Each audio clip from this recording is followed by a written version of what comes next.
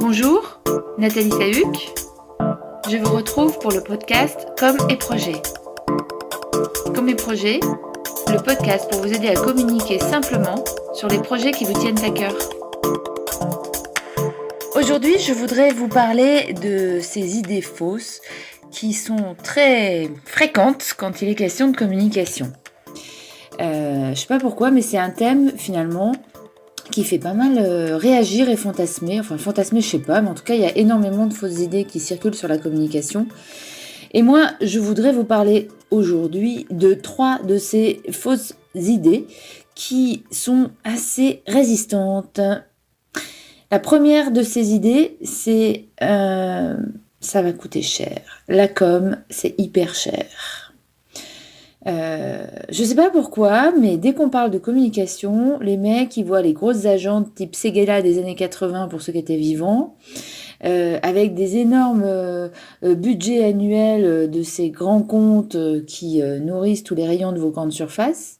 Et en fait, oui, c'est vrai, c'est une communication qui existe, hein, mais il n'y a pas que celle-là. Il y en a qui sont beaucoup moins coûteuses, heureusement d'ailleurs. Ensuite, on parle souvent je sais pas, on associe la communication à la notion de jeter l'argent par les fenêtres. Ça, c'est un truc qui me paraît assez incroyable, parce que ça fait depuis quelque temps quand même que les gens communiquent, mais ça reste. Je sais pas pourquoi, il y a cette notion de communiquer, c'est jeter l'argent par les fenêtres, comme si tous ces gens qui dépensaient des tonnes d'argent pour vendre leurs produits, ils auraient continué à le faire s'ils n'y voyaient pas leur intérêt. Enfin, je comprends pas pourquoi on reste bloqué sur cette idée. Voilà, donc oui, effectivement, la communication, pardon, ça peut coûter un peu, mais pas beaucoup, enfin pas forcément beaucoup. Et je vais vous donner quelques exemples. Si par exemple, vous envoyez un email, ça coûte pas grand-chose, quoi. Peut-être même rien. Et pourtant, c'est bien de la communication. Ce que vous allez écrire dans votre mail à un client, à un fournisseur, à un électeur, à un adhérent, à un partenaire, ça fait partie des messages que vous envoyez. Ça ne coûte rien. Et pourtant, la réflexion, elle commence souvent dès le mail. Voilà. Toute personne qui a un crayon, un papier ou de quoi noter dans un téléphone acheté par ailleurs, est en capacité de commencer à faire de la communication. Et puis je vous rappelle aussi que Twitter c'est gratuit, Facebook aussi, donc il y a quand même maintenant en plus des canaux de communication qui sont franchement pas chers. En tout cas en argent, parce que je crois que on parle de budget de com, on imagine l'argent par les fenêtres, mais je crois que le vrai levier et la vraie difficulté, c'est le temps. C'est le temps que vous allez mettre à communiquer, et le temps, c'est effectivement de l'argent aussi. D'où l'intérêt d'être un peu méthodique et de savoir où est-ce que vous allez passer votre temps. Voilà. Mais hormis ça, arrêtons de penser que la com, c'est cher. En plus, revenons à tous ces marketeurs qui utilisent la com depuis des décennies et des décennies, et revenons à ces gens qui ont quand même plutôt tendance à dépenser là où c'est utile. S'ils continuent à le faire, c'est bien parce qu'ils y trouvent leur intérêt. Eh bien vous, avec votre projet, je pense que vous avez aussi tout intérêt à utiliser la com comme un moyen et non pas comme une danseuse. Ça n'est pas une danseuse.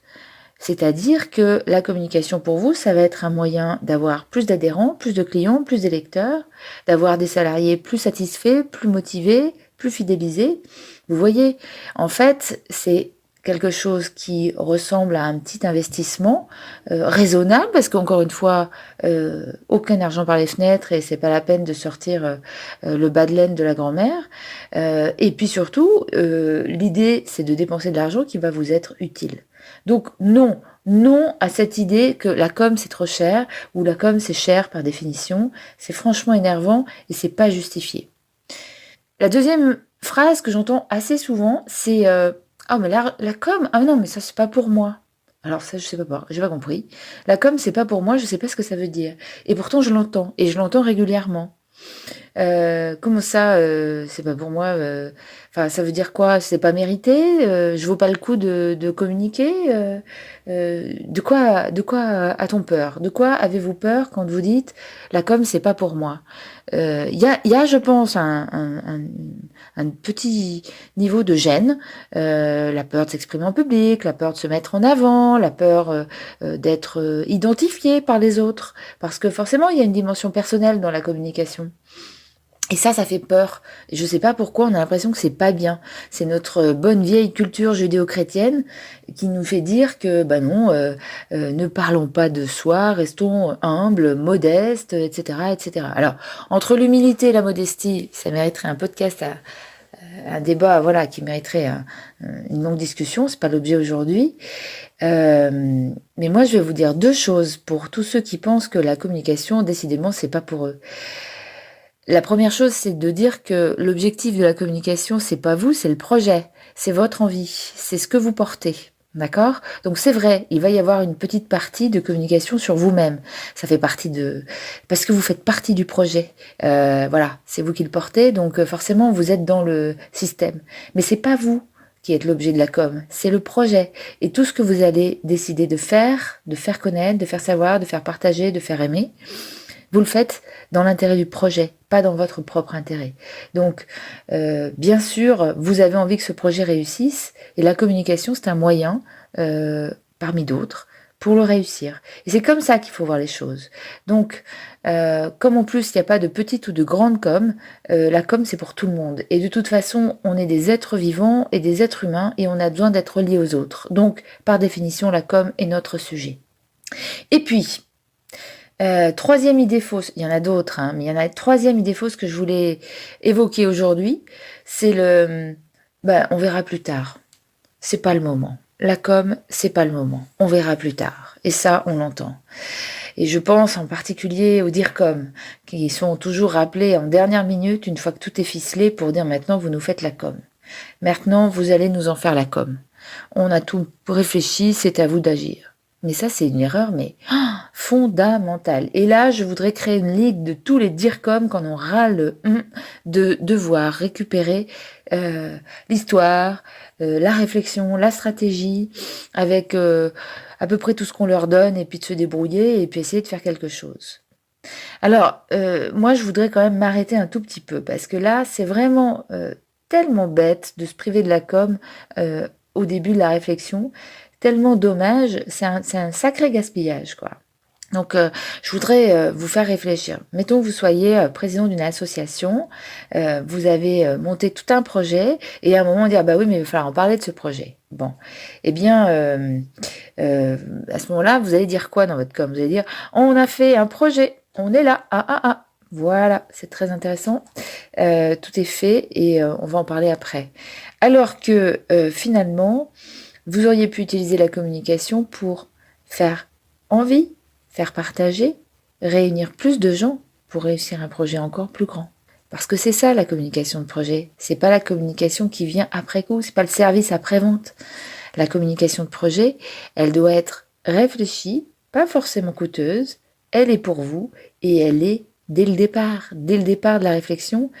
Prenez en compte la dimension de com. Comment vous allez vous adresser à vos adhérents et à vos partenaires? Comment est-ce que vous allez mettre en situation, mettre en contexte votre projet pour convaincre des financeurs? Voilà.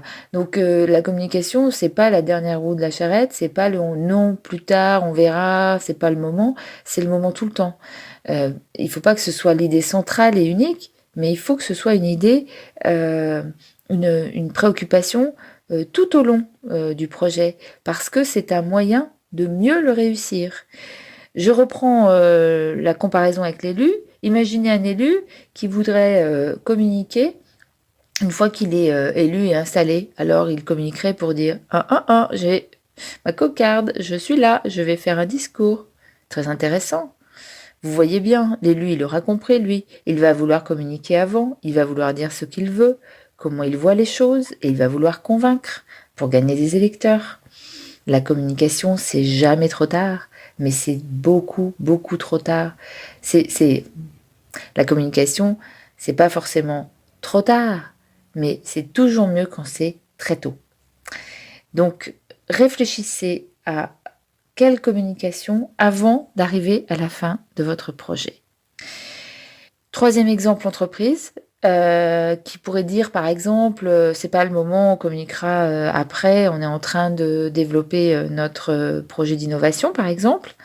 Bah oui, donc en fait, c'est la communication, de constat, de bilan. Voilà, j'ai réussi, j'ai fait tel chiffre d'affaires, je suis là.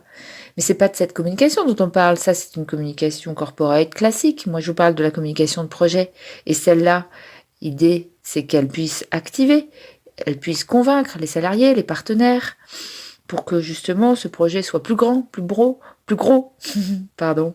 Donc voilà, si vous voulez communiquer sur les projets qui vous tiennent à cœur, n'attendez pas qu'ils soient finis.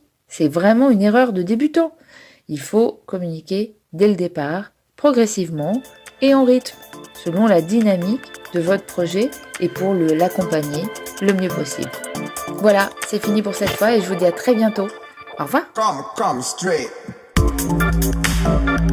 in a dark connective combine.